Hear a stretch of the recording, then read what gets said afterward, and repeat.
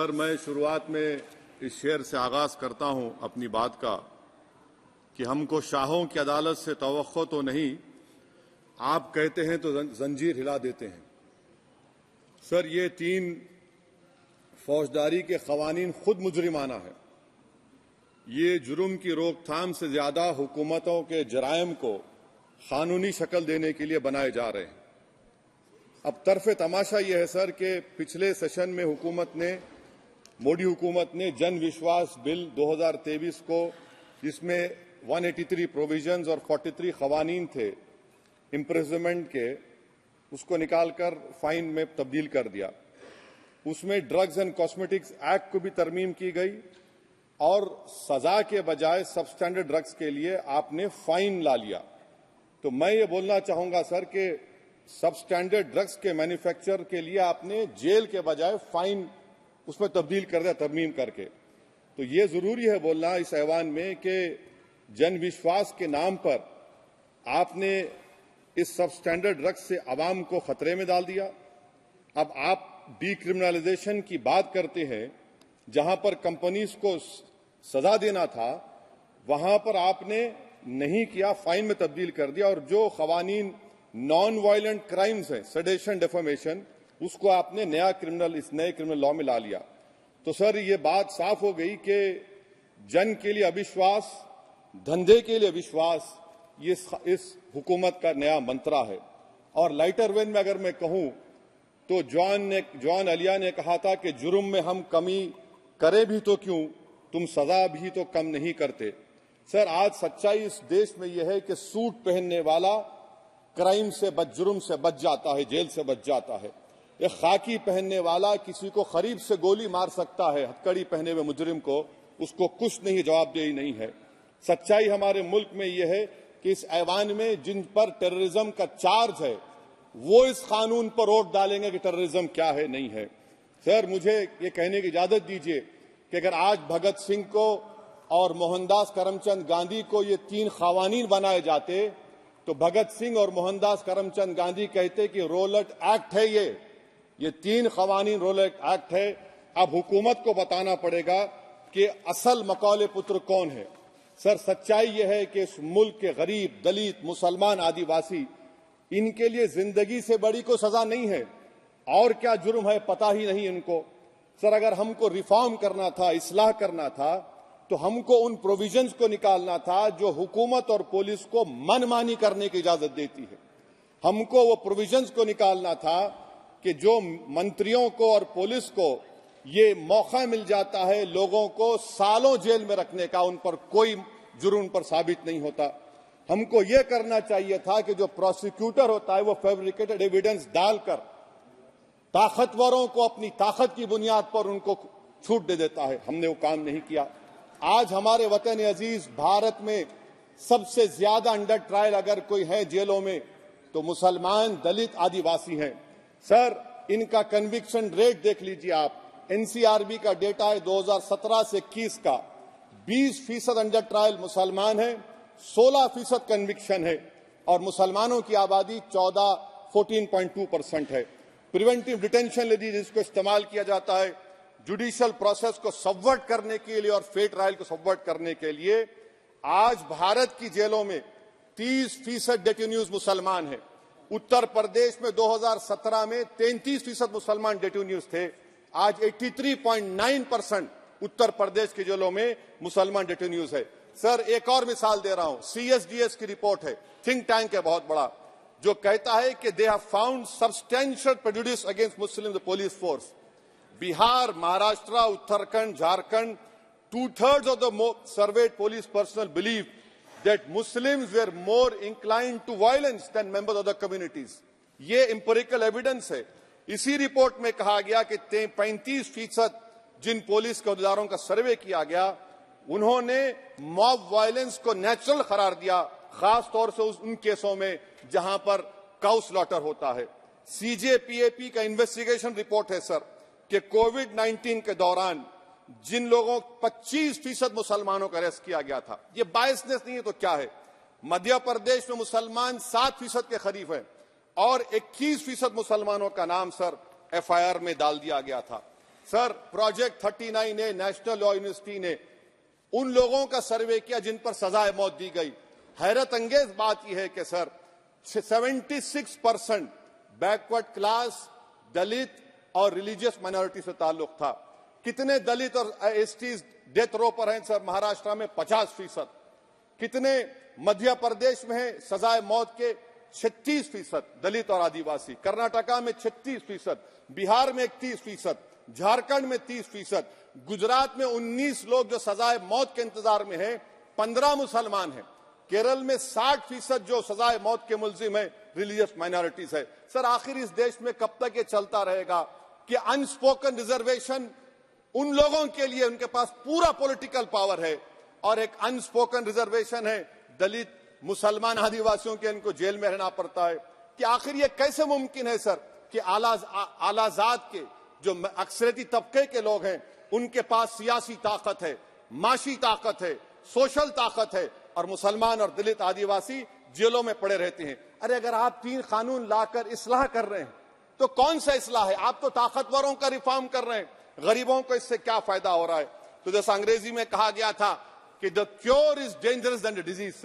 Sir अब आप आ जाइए BNSS पर, क्लॉज 187 डिटेंशन का पीरियड देख लीजिए सर 187(3) में, यानी 15 दिन से ज्यादा आपको मुश्किल है प्रेजेंटली।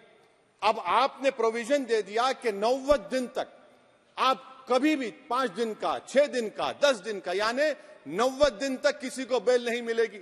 और हैरत अंगेज बात यह है कि UAPA के कानून में जिसको जेल में डाला जाता है UAPA में, 30 दिन के बाद एक सुपरिटेंडेंट ऑफ पुलिस को कोर्ट में एफिडेविट देना पड़ता है कि क्यों आप पुलिस कस्टडी ले रहे हैं जेल से। आपने वो भी निकाल दिया। यानी जिस किसी को भी आप इस कानून में अरेस्ट करेंगे, UAPA से ज्यादा मैं 90 दिन जेल में रहूंगा। और कौन रहेगा जेल में? मुसलमान रहेगा, दलित रहेगा, आदिवासी रहेगा और बेल उसको नहीं मिलेगी। तो ये खुद सुन लीजिए, तो यानी कन्विक्शन नहीं होगा, ना बेल मिलेगी क्योंकि पुलिस कस्टडी है। ये कानून में है सर, आप मुझे करेक्ट कर सकते हैं। अच्छा, DK बासु के गाइडलाइंस को आपने अडॉप्ट नहीं किया। क्लॉज 53(1) आप ये भी नहीं कह रहे कि भाई कौन उसको एग्जामिन करेगा, तो discretion of the medical practitioner. अरे आप ये पुलिस में जब जाते हैं तो पुलिस इतनी खातिर तवाज़ो करती है कि तलवों से लेकर जिस्म तक पूरे निशानात उसके जिस्म पर रहते, और आप कह रहे हैं कि मेडिकल प्रैक्टिशनर डिस्क्रेशन करेगा तो होगा। अब आप आ जाइए सर इसके ऊपर आपको बता रहा हूं सर। अब आप देखिए क्लॉज 187 तो आपके सामने जिक्र कर दिया मैं सर। अब आप देखिए क्लॉज 472 मर्सी पिटीशन, आर्टिकल 79 और 161 का कॉन्स्टिट्यूशन का हिस्सा है, और ये आप कानून लाकर कहती हैं कि उसकी तरफ से मर्सी पिटीशन डालेगा तो कन्विक्ट, लीगल है, अदर रिलेटिव। सर जो सजाए मौत काटेगा वो तो आधा पागल हो जाता है जेल में। आप थर्ड पार्टीज को मौका नहीं दे रहे। ये कौन सा इंसाफ है बताइए आपका? ये कौन सा इंसाफ है आपका? और फिर सर आप ये बताइए कि थर्ड पार्टीज को बाहर कर रहे हैं। अच्छा, कितना टाइम आप दे रहे हैं? कितना टाइम आप दे रहे हैं कि सुप्रीम कोर्ट के रिजेक्शन ऑफ SLP के बाद 30 दिन और गवर्नर के रिजेक्शन के बाद 60 दिन? ये कैसा इंसाफ होगा सर? सुप्रीम कोर्ट ने कहा कि multiple mercy petitions can be filed, आपने उसको भुला दिया। अच्छा सर, अब आप एक और बात देख लीजिए, क्लॉज 479 में ये कहते हैं कि अगर कोई डिटेंशन पीरियड अपना 1/2 ऑफ द क्राइम जो ऑफेंस का पूरा कर लिया तो उसको बेल मिलेगी। आप तो उसको और खतरनाक कर दिए हैं। आप ये कहते हैं, उसमें ये कहते हैं सर, यहां पर आपने कह दिया क्लॉज 187 में, सॉरी सर, ये डिटेंशन मल्टीपल क्लॉज 479 में अगर एक से बढ़ के ज्यादा ऑफेंस होगा या ऑफेंस होगा लाइफ इम्प्रिजनमेंट का या पेंडिंग होगा तो उसको बेल नहीं मिलेगी। अरे हम तमाम तो, ऋषिकांत दुबे आप पर जब केस लगा, आपने कहा कि आपकी गाड़ी पर हमला हुआ, मैं जानता हूं, आप पर तो एक सेक्शन नहीं लगा, कई सेक्शन आप पर लगा दिए गए, तो फिर मुझे बेल नहीं मिलेगी।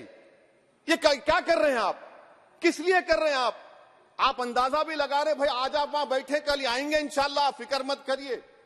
पावर इटर्नल नहीं होता, ये तो कुदरत का निजाम है कि जो गंदगी करता है तो उनके लिए किसी और को मौका मिलता है, मगर आपको आना पड़ेगा एक दिन। आप ये गंदगी कर रहे हैं।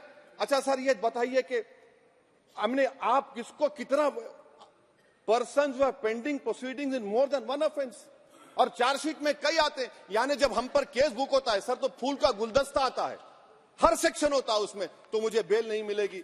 तो ये एक बात है सर। फिर आप आ जाइए सर, मैं आपको बताना चाहूंगा सर, यहां पर आपको, सॉरी सर, ये इतना बड़ा बिल है।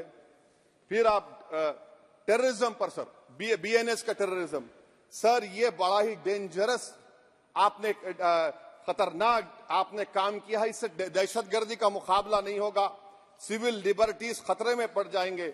और सबसे बड़ी बात तो यह है सर, इसमें आपने नोटिफाई करेंगे किसी को टेररिस्ट, कोर्ट क्यों नहीं करेगा? पुलिस वाला कैसे करेगा मुझे टेररिस्ट नोटिफाई? किसी ऑर्गेनाइजेशन को टेररिस्ट घोषित कर देंगे। तो ये खुद सेपरेशन ऑफ पावर्स का वायलेशन है, जुडिशियल इंडिपेंडेंस का वायलेशन है, और इंदिरा गांधी वर्सेस राजनारायण केस का वायलेशन है। तो ये मोदी सरकार जुडिशरी के पावर्स को छीनकर खुद जज, जूरी, एग्जीक्यूशन बन रही है। किसी शायर ने बड़ा अच्छा कहा था सर, वही कातिल, वही मुखबिर, वही मुंसिफ ठहरे। सर, मैंडेटरी वीडियो रिकॉर्डिंग आपने कहा कि जिस जगह पर इस प्लेस पर सर्च होता है वीडियो रिकॉर्डिंग की, मैं ये कहता हूं कि जब मेरा अरेस्ट होगा वीडियो रिकॉर्डिंग करिए। क्यों नहीं करते आप? जब मेरे घर पर पुलिस आती है वीडियो रिकॉर्डिंग करिए, जो मैं पुलिस को देता हूं उसकी वीडियो रिकॉर्डिंग करिए। विटनेस स्टेटमेंट होगा क्लॉज 183 में, उसका वीडियो रिकॉर्डिंग करिए। क्यों नहीं आप पैसे देते कि हर पुलिस वाले के जिस्म पर एक वीडियो रिकॉर्डर हो, और एक्यूज को मिलना चाहिए, आप नहीं मिलता एक्यूज को। हाँ, आपको नहीं है, मैं जानता हूं। क्लॉज 250 और 262 सर इनकंसिस्टेंट है। तो क्लॉज 250 में 60 डे टाइम लिमिट है डिस्चार्ज के लिए। अगर एक्यूज को कागज नहीं मिलता है, हम सब जेल में गए, मैं कई मर्तबा जेल में गया हूं, ससुराल में इतना नहीं गया जितना जेल को जाने का मुझे मौका मिला, चाहे कांग्रेस की, तेलुगु देशम की हुकूमत रही है। सर, कुछ लोग क्लॉज 262 है, क्लॉज 262 में डिस्चार्ज एप्लीकेशन है, वो फ्रेमिंग ऑफ चार्जेस के बाद डाल सकते हैं। ये it defeats the purpose. What is the discharge application which is to prevent police from using delay tactics? Discharge always precedes framing of charges. आप मैं उस वक्त तक डिस्चार्ज नहीं डाल सकता जब तक कि वो नहीं होगा। अच्छा, क्लॉज 251 263 देखिए sir, time limit for framing of charges in cases of session trials 60 days of first hearing charges, warrant charges should be 90 days। मगर आपने क्या किया? होशियारी देखिए, बर्बाद करने का कहानी। 193(9) डाल दिया आपने। Can it prescribes a 90-day time limit for further investigation? For further investigation, what will happen when supplementary charge sheet are put? Will the accused be acquitted? क्या मुझे छोड़ देंगे आप? क्या कोई time like this is a dead letter? यानी आप तो पूरे का पूरा सिविल राइट्स, लिबर्टीज बोलिए सब छीन ले रहे। अच्छा सर, इसमें आपने लिंचिंग का एक कानून बनाया बीएनएस में, सेक्ट क्लॉज 103 में। अब आप इसमें देखिए सर, लिंचिंग कब हो सकता है? जब आप ये बताएंगे कि ये पर्सनल बिलीफ पर मारा गया, किसी को जेंडर पर मारा गया, कास्ट पर मारा गया। सर, आप तो एक्यूज को तो मौका दे रहे हैं छोड़ने के लिए, आप तो एक्यूज को मौका दे रहे हैं। अच्छा, पर्सनल बिलीफ में रिलीजन क्यों नहीं लिखते भैया आप? इन तीनों कानून में रिलीजन इस्तेमाल किया गया, पर्सनल बिलीफ में रिलीजन नहीं आता। अच्छा सर, आप ये भी देख लीजिए कि 1019 सर 190 में अनलॉफुल असेंबली है, 5 और मोर एक्टिंग टुगेदर। फिर ये क्यों कर रहे हैं आप? 5 मिलकर भी मर्डर करेंगे तो एक 103 भी तो आपने कर दिया। तो इनका यानी ये तो इसका अनलॉफुल एक्टिंग टुगेदर है। अच्छा सर, मैं आपको बताना चाहूंगा, आपके ये बीएनएस का 172(2) आप देखिए कि पेटी केसेस में when the occasion is past, किसका मतलब क्या है? व्हेन द ओकेजन होगा क्या सर? अब आप हम चुनाव लड़ते तो जो हमारा जो पार्टी अपोजिंग रहती, वो कहती कि अब इनके 25 लोगों को 50 लोगों को गिरफ्तार कर लो, गिरफ्तार कर लेते मेरे बूथ के एजेंट्स को, और बोल रहे व्हेन, उसमें आप लिखे क्या है? When the occasion is past, माने पास हो जाएगा पोलिंग के 5 बजे छोड़ देंगे। अरे आप अपना ही हाथ काट रहे हैं अपने आप। याद रखिए, आज आप मुस्कुरा रहे हैं, कल यहां पर बैठेंगे कोई और कर देगा काम आपके ऊपर। अच्छा, रेप सर, रेप क्या? रेप सिर्फ महिलाओं का होता है, मर्दों का रेप नहीं होता है क्या? आपका प्रोविजन नहीं है। क्या स्टॉकिंग नहीं होती है मर्दों की? अच्छा, जस्ट होता है सर, आप हंस रहे हैं, होता है। आपकी हंसी इस बात का इकरार है कि आप जानते हैं किसका हुआ है। तो justice JS Verma sir, justice JS Verma का जेंडर न्यूट्रल बनाइए। अच्छा, क्लॉज 69 को, क्लॉज 69 लव जिहाद आ गया। देखिए सर, क्लॉज 6 लव जिहाद आ गया, उसमें बियॉन्ड रीजनेबल डाउट प्रूव ही नहीं कर पाएंगे आप। अब उसमें क्या बताना पड़ेगा? सप्रेसिंग आइडेंटिटी, यानी अगर कोई महिला मोनू मानेसर चोमू चंडीगढ़ से इश्क करती है, बाद में उसको मालूम होता है कि वो मानेसर का नहीं है, चंडीगढ़ का नहीं है, तो क्या क्लॉज 69 एक्शन में आएगा?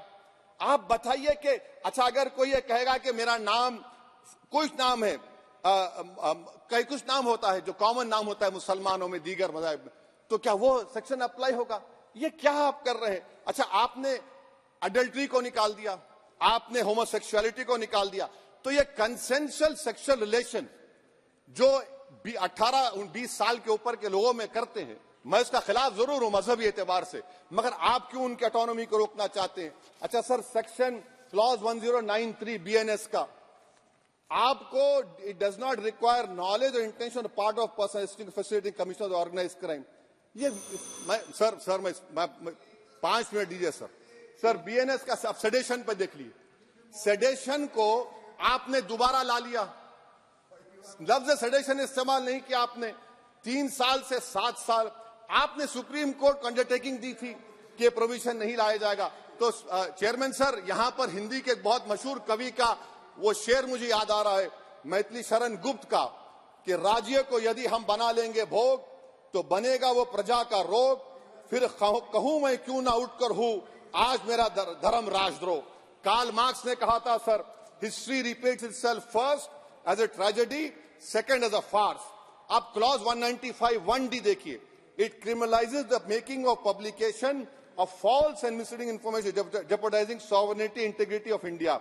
वेग है, यानी जो कोई भी पत्रकार इन्वेस्टिगेटिव जर्नलिज्म लिखेगा आप उसको इस्तेमाल कर लेंगे और जेल की सलाखों में उसको डालकर आप सड़ा देंगे। सर, मैं आपको और एक बात बताना चाहूंगा कि रैश एंड नेग्लिजेंट एक्ट जो आईपीसी में था 2 साल थे, 304, आप उसको बढ़ाकर 5 साल कर दिए 1061 में, बीएनएस 1 में। और rash and negligent driving 304 IPC में था 2 साल की सजा, आपने 10 साल कर दिया। ये क्रिमिनल जुरिस्प्रूडेंस का हिस्सा नहीं है। अच्छा, क्रिमिनल ऑर्गेनाइजेशन उत्तर प्रदेश में यूपी गैंगस्टर एक्ट में एक चार्जशीट में गैंगस्टर एक्ट लगता।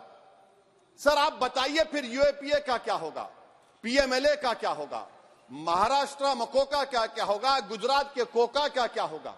आप ये सब कानून रख रहे हैं और एक पुलिस वाले को आप ये तमाम कानून की इजाजत देंगे? याद रखिए, जिंदगियां बर्बाद करने का काम आप कर रहे हैं और सबसे बड़ा इसका नुकसान होगा। किसका नुकसान होगा? दलितों का, मुसलमानों का, आदिवासियों का।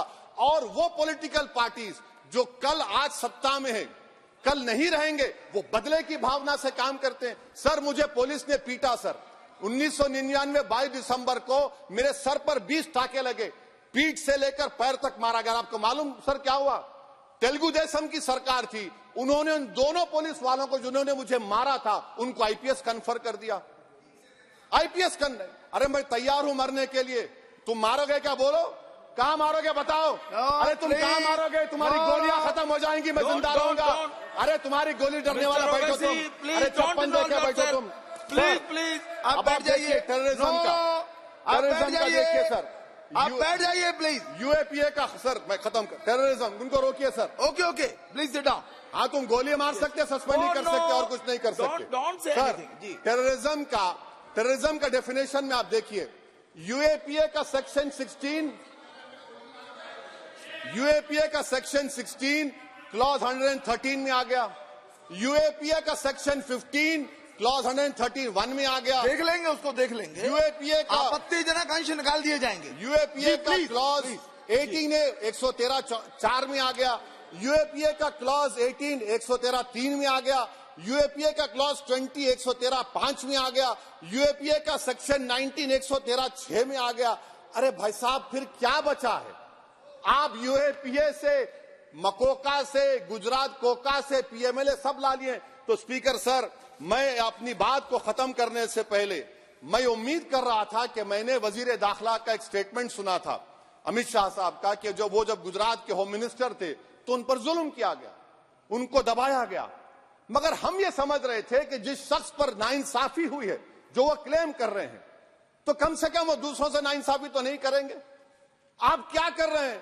अरे ऐसे हजारों लोग हैं जिन पर जुल्म हो रहा है, ना उनके पास दलील है, ना उनके पास वकील है, ना उनके पास आजादी है। तो ये तीन सर मैं आखिर एक लव ये तीनों कवानीन हमारे मुल्क की जमहूरियत के लिए, इन गरीब तबकात के लिए नुकसानदेह साबित होगा। और ये सरकार को मैं चार्ज दे रहा हूं, आप चेक रिपब्लिक में निखिल गुप्ता बैठा है, लेके आओ ना उसको। कुलभूषण यादव पाकिस्तान में बैठा है, लेके आओ ना। कतर में हमारे फौजी बैठे, लेके आओ ना उनको। अरे कहां तुम्हारी देशभक्ति है? अरे निखिल गुप्ता को लाओ, इस कानून में इस्तेमाल करो। मगर वो नहीं बोलेंगे। मैं इस कानून के मुखालिफत में खड़ा हूं जो भारत की जमहूरियत के लिए खतरा बनेगा। शुक्रिया सर। श्री पुष्पेंद्र सिंह चंद्र